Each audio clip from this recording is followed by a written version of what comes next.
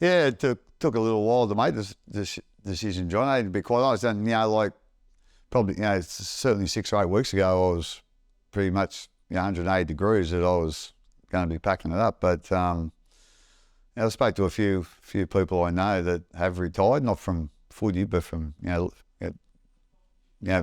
different jobs they've had, and just about I suppose the connection they've got with the people they see every day at work, and sometimes you miss that, and you need to have a bit of a plan on something to do, to fill in your time. So I haven't really thought about that too much, and I must say, part of that decision was, I've been here 20, 21 years, whatever it is. So, I sort of doubted a little bit, I suppose.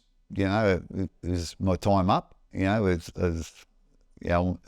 I still as productive, in my job as I should be, or I have been?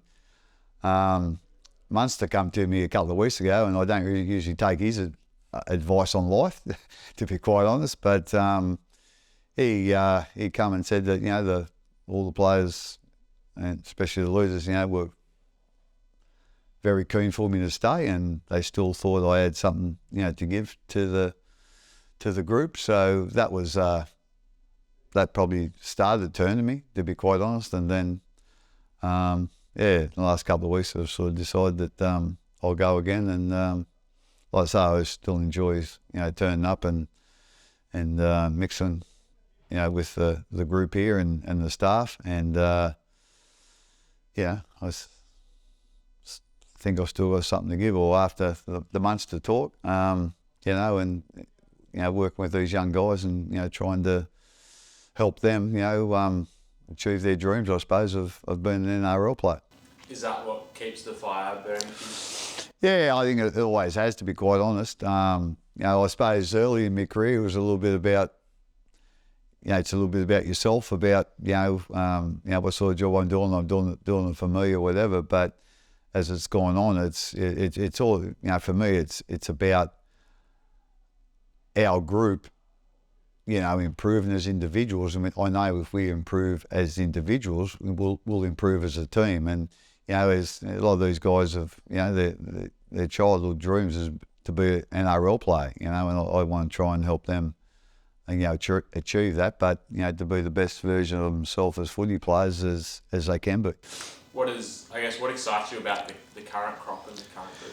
Yeah, obviously, it's a young crop. Obviously, losing those, it's been well documented, about the 3 guys went to the Dolphins and Brandon left. So, we took a lot of experience out of our pack, and a lot of, obviously game experience, So, I think some of the guys that we've brought in have, they've taken a little while to adapt to it, but that often happens. Very often happens. So, I'm just a little bit excited about how much improvement we've got in us.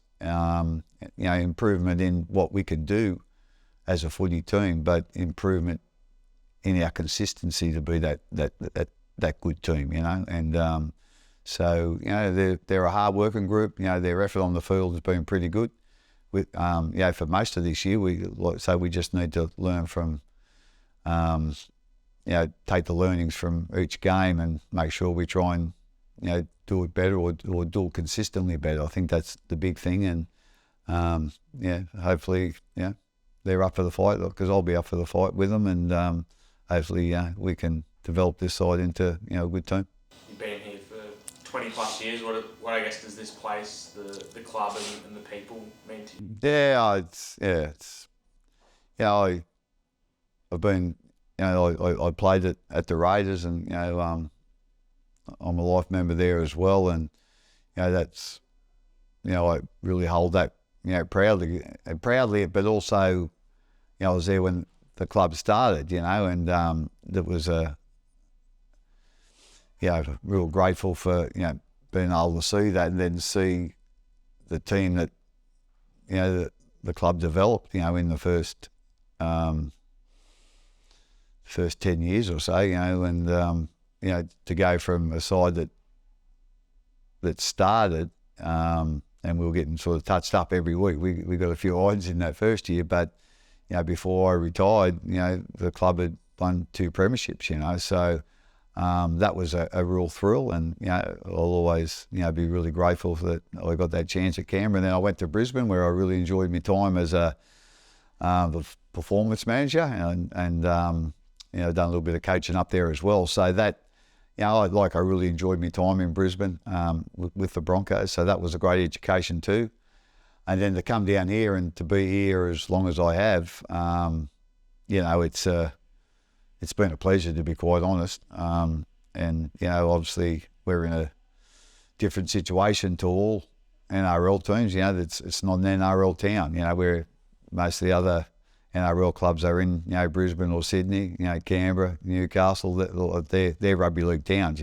So I think that's a bit of an advantage for our younger players down here, where they can get around okay without having that attention, I suppose. But it's other than that though, it's a very close knit club, and it always has been. Obviously since John Rubé started the club, and Chris Anderson and Mick Moore and Greg Brentnell were here to set a wonderful foundation, for the club. And I think we've got a real caring club. All the people in our organisation here really care about what the club stands for and what we're about, and they're really supportive of each other. So that's a good feeling to be in an organisation like that. And we just got to make sure we keep that going, and make sure we play our role as a footy team, and compete week in, week out. You mentioned the support. There's been a lot of support off the field from members and fans as well. I'm sure there's some familiar faces that you've been seeing for the last 20 years. What does the support from Melbourne as a town and the Purple Faithful mean to you and the team each week too? No, it means the world to us, and